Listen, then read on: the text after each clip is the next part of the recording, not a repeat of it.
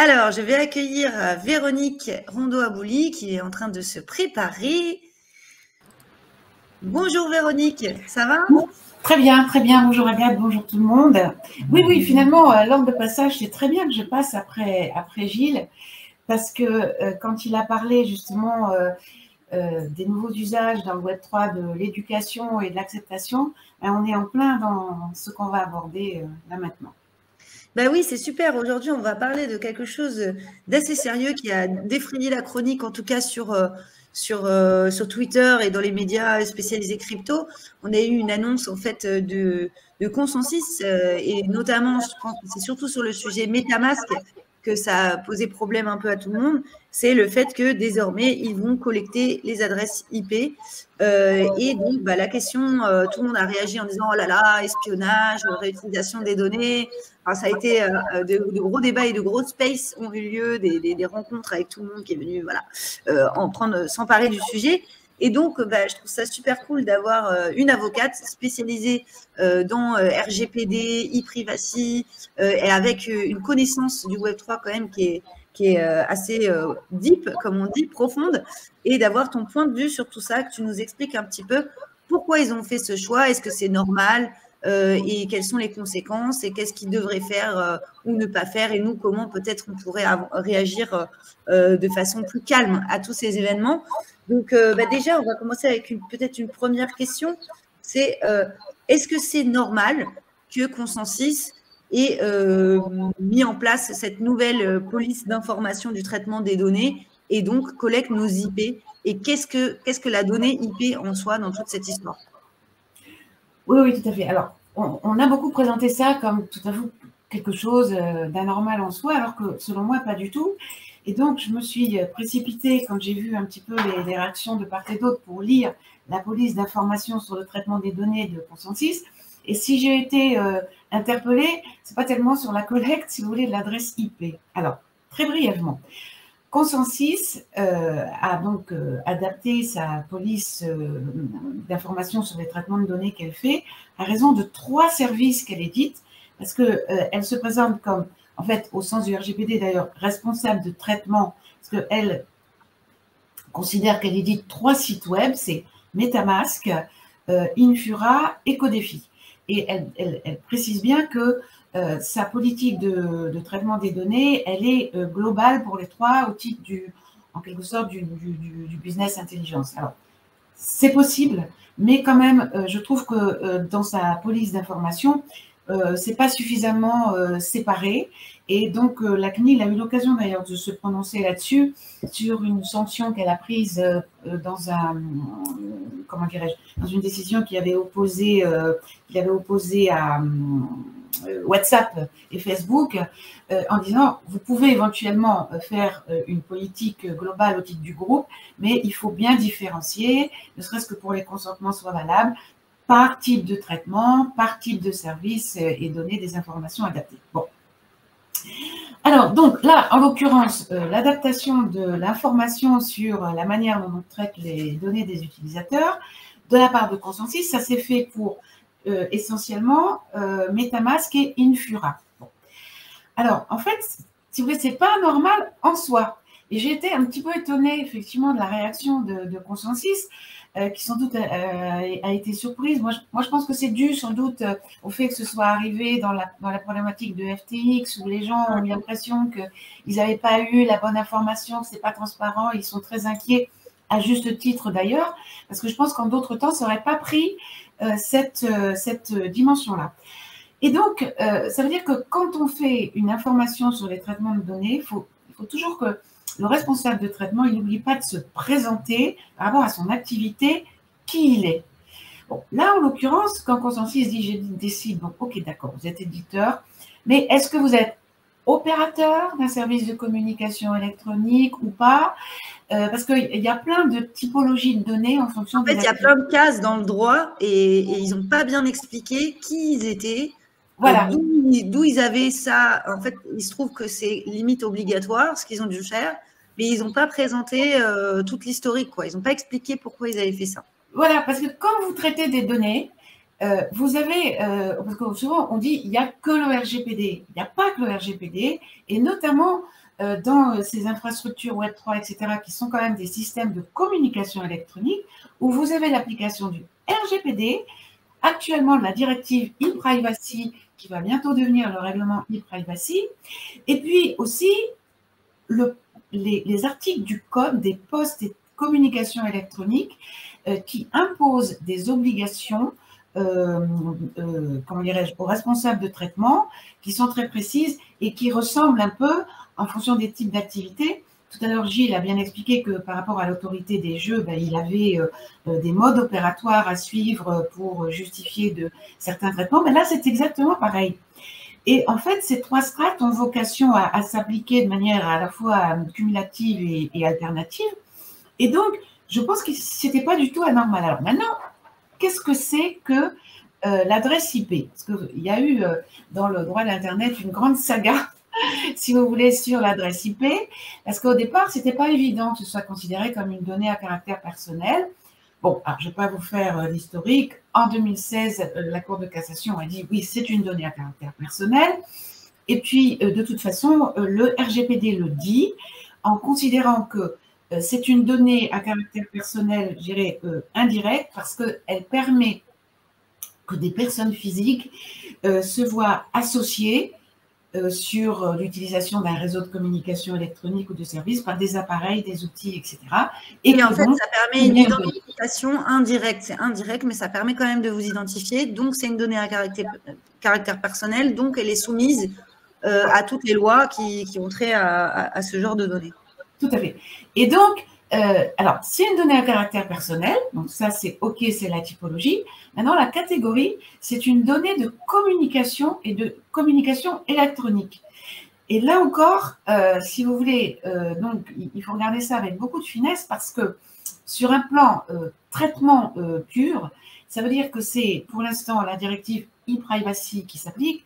Et la directive e-privacy, elle a comme objectif de faire en sorte que le fournisseur du service, par rapport au traitement qu'il va faire, il ne porte pas atteinte à votre vie privée, qui a un spectre extrêmement large au niveau du droit des données. Bon, on pourra y revenir, mais bon, c'est pas tout à fait la même chose.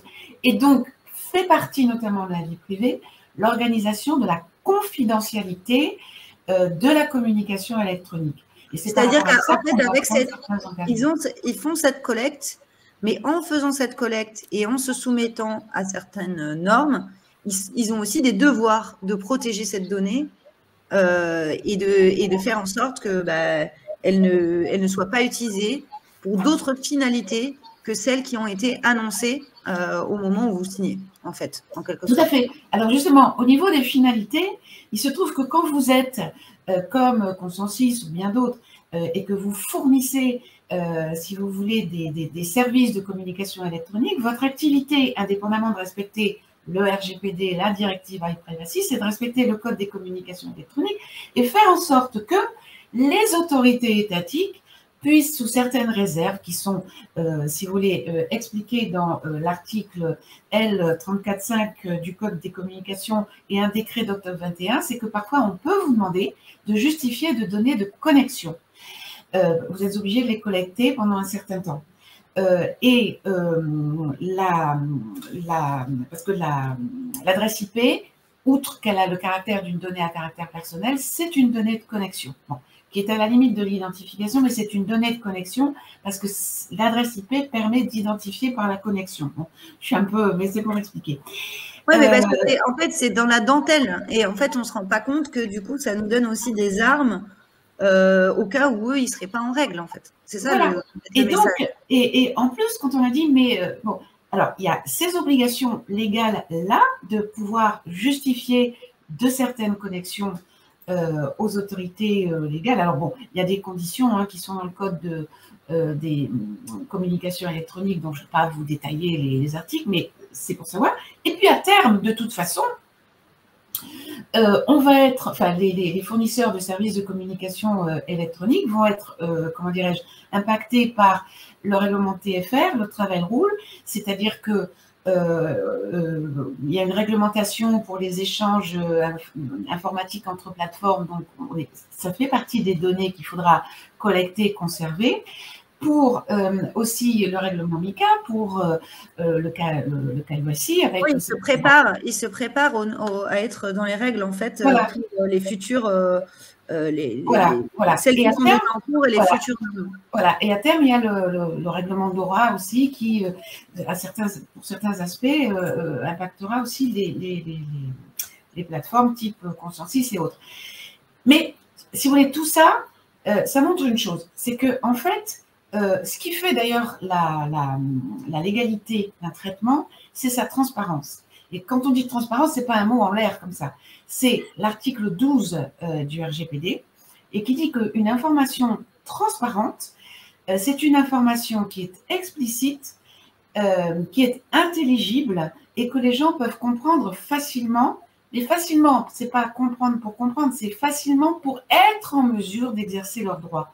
Parce que c'est vrai qu'on rentre dans une société des services de l'information avec des traitements extrêmement sophistiqués par l'intelligence artificielle, contrairement à ce qu'ils nous disent, qui nous donnent des droits. Et notamment, le RGPD ne traite pas vraiment l'intelligence artificielle pour l'instant, sauf de manière très indirecte par l'article 22. Et moi, je dis que ça, c'est quelque chose qu'on pourra revoir, mais le fonctionnement du smart contract a vocation à être régi aussi par l'article 22 du RGPD, mais ça, c'est un autre volet. Bon. Donc, je veux dire qu'il faut donner une information transparente. Et la CNIL a eu l'occasion de dire, elle l'a dit un petit peu en creux, mais elle le redit de plus en plus clairement, c'est que si un traitement dont l'information qui a été donnée n'est pas transparent, mais transparent aussi au sens de l'article 12 du RGPD, il n'est pas légal. Donc, je veux dire, l'enjeu de la transparence, et justement quand on est dans le Web 3, c'est très important. Et notamment, dans l'article 12 du RGPD, vous avez un petit paragraphe 7 où les gens ne portent pas beaucoup d'attention pour l'instant, où on dit que les informations qui doivent être communiquées au titre de l'information des personnes sur les traitements peuvent être collectées, accompagnées d'icônes normalisées, etc., afin d'offrir une bonne vue d'ensemble, etc.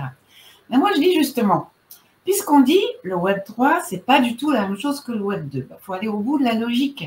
Donc, effectivement, l'information à donner, elle doit être donnée, de mon point de vue, dans le contexte du Web 3. Et parce qu'aujourd'hui, si vous voulez, on est noyé sous l'information qu'on ne comprend plus.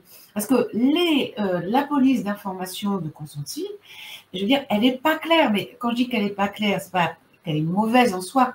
Je veux dire, on ne la comprend pas toujours très bien. Alors, notamment, on dit que, par exemple, ce qui est normal et ce qui n'est pas mauvais, ils partagent les données avec d'autres tiers et ils disent, ben oui, il vous suffit d'aller voir la politique d'information de ces tiers-là. Non, ça ne marche pas tout à fait comme ça.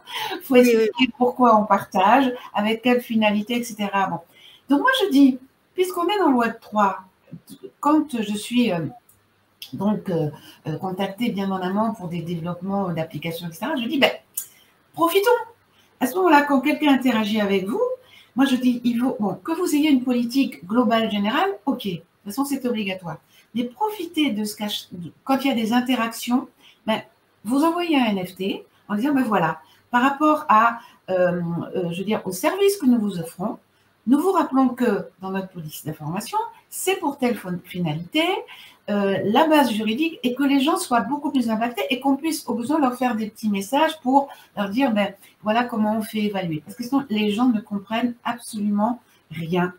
Et alors, j'insiste aussi sur une FURA, si vous voulez. Quand, par exemple, vous avez la finalité de collecter des données, en l'occurrence des données de connexion, etc., pour pouvoir déférer à des réquisitions légales, ça, c'est une base de traitement en soi. C'est la base légale qui ne repose pas sur le consentement des personnes, mais il faut leur expliquer que la finalité, c'est le respect de vos obligations vis-à-vis. C'est ça, exactement. Il faut leur expliquer pourquoi il y a cette collecte. Mais par contre, vous pouvez aussi collecter cette adresse pour une autre finalité qui va reposer sur le consentement, qui est par exemple de faire des traitements de ciblage, mais de ciblage, encore une fois, parce que les gens ont un problème avec ça, mais justement pour pouvoir leur offrir des informations particulières qui vont correspondre à la manière dont on consomme le service, etc.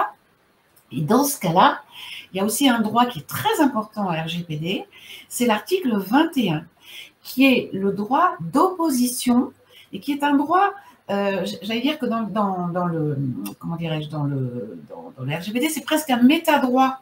C'est-à-dire que vous avez le droit de savoir qu'à tout moment, vous pouvez, sans conséquences négatives pour vous, vous opposer à la prospection avec le droit de pouvoir le notifier. Et moi, j'insiste toujours avec mes clients quand je fais des polices d'information, de rappeler ce droit comme faisant partie de tous les droits nouveaux qui sont confortés par le RGPD, mais de le rappeler comme un droit particulier et de donner aux gens la possibilité de le faire et de le faire facilement. Et notamment, par exemple, justement, on est dans le Web 3, dans l'ère de la décentralisation, il faut le rappeler, il faut peut-être faire des… Vous voyez, bon. Et la CNIL vient, à la fin de ce mois-ci, se rendant compte que trop d'informations tue l'information, de dire qu'elle va s'attaquer à, si vous voulez, remettre sur le bureau le design des applications mobiles. Parce que c'est pareil, même pour les applications de finances décentralisées, etc., souvent c'est par des applications mobiles, etc. Et si vous voulez, le contexte est différent. Parce que là, il y a un gros problème d'organiser la confidentialité des données, etc. Et donc, la CNIL dit, on va pour l'instant discuter avec tout le monde et après, on fera des contrôles et éventuellement, on prendra des sanctions. Donc là, j'insiste beaucoup sur le fait qu'au jour d'aujourd'hui, quand vous développez une application mobile, il faut être très, très, très, très, très attentif. Et ça veut dire qu'il faut y penser dès la conception et pas après, au moment où on va la télécharger, si vous voulez, sur le magasin d'applications, de dire « Ah ben oui, mais je vais faire ma police d'information ». C'est pas tout à fait… il faut y penser avant.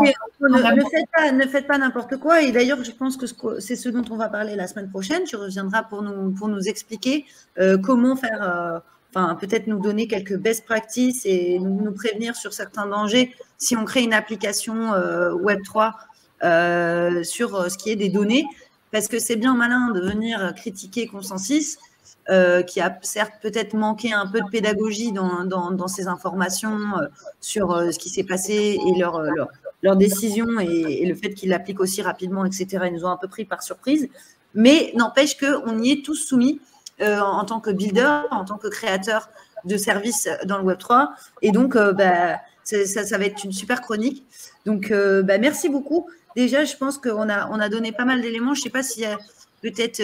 j'ai pas vu beaucoup de questions, mais j'ai vu que tout le monde avait bien écouté dans le live. Donc, super intéressant. Ce retour un peu, ce point de vue différent, disons, sur ce qui s'est passé avec MetaMask, notamment, et Infura. C'est ce qui a le plus… L'autre, Codéfi, personne n'en parle. Hein, mais voilà, je pense que ça a stressé un peu tout le monde. Et c'est quand même important de savoir que c'est aussi rattaché à des droits pour nous en tant qu'utilisateurs. Et donc, voilà le message qu'on voulait faire passer aujourd'hui. Et aussi, peut-être pour les prochaines fois où des entreprises se lancent dans une collecte d'IP, de nous expliquer mieux pourquoi et de bien préciser pour chaque service comment ils vont traiter la donnée et de bien prendre notre consentement. Faites attention notamment à tous les airdrops, les trucs comme ça, quand vous envoyez votre adresse aussi, même juste votre adresse de wallet, de savoir pourquoi ils vont l'utiliser, qu'ils ne l'utilisent pas pour la vendre ensuite et la donner et justement, je crois que le gros enjeu à venir, c'est pour l'adresse de wallet. Bon, à mon avis, ça fait partie d'une… Je pense que c'est une donnée de communication électronique, parce qu'il y aura un gros débat à avoir. Hein. Est-ce que c'est plutôt une métadonnée? Est-ce que c'est… Enfin, il y a des gros enjeux sur l'adresse wallet, qui peut tout à fait être traité, hein, à condition de l'expliquer. Mais il y a des gros enjeux à venir et c'est tout à fait passionnant. Bah ouais, c'est passionnant. Bah, merci beaucoup, Véronique, d'être venue pour cette petite chronique légale. Et puis, écoute, à la semaine prochaine, du coup, sur les apps. OK. Super. Bonne journée.